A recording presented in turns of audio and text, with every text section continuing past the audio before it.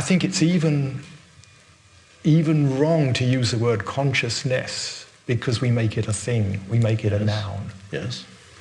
And as soon as we add ness to anything, we turn a quality or an attribute into something which we can talk about. It's useful for language.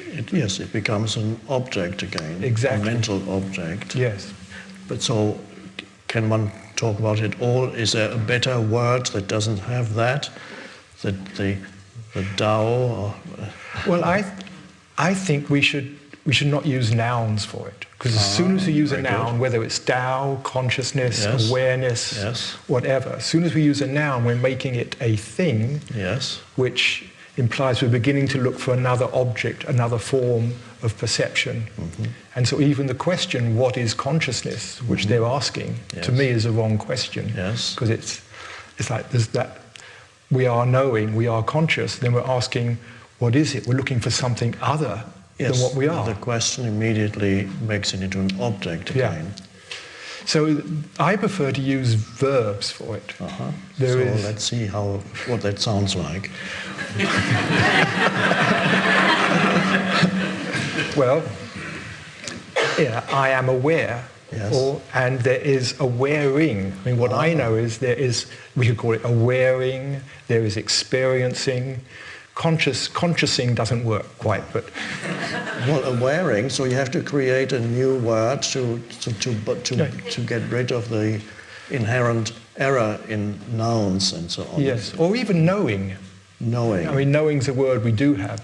There is that knowing. I know my experience. There's this experience now, being here, talking to you, and there is the knowing of that experience.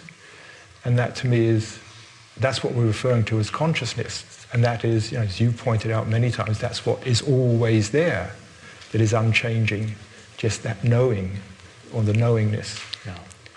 So I think science is actually misleading itself by looking for something, not realizing it's the act of looking. Yes. So in a way, science can never find the answer to consciousness until or unless the scientist becomes introspective, directs attention away from there, redirects attention back to the source within himself. In other words, the scientist has to become a meditator or a mystic. And then, of course, whether the mystic would still want to be a scientist, I don't know. But I actually think the mystic can be a scientist. I think we have to, again, draw a distinction between science as it's practiced now and the belief systems of science, which it's a very materialistic belief system. And it excludes awareing or consciousness. And it deliberately has done so because you can't measure it. You can't put a ruler up against it. And it hasn't seemed important. I mean, science's explanation of how the universe works seems to work perfectly well without ever getting into this funny thing called subjectivity or knowing. Like, we don't need bother about that.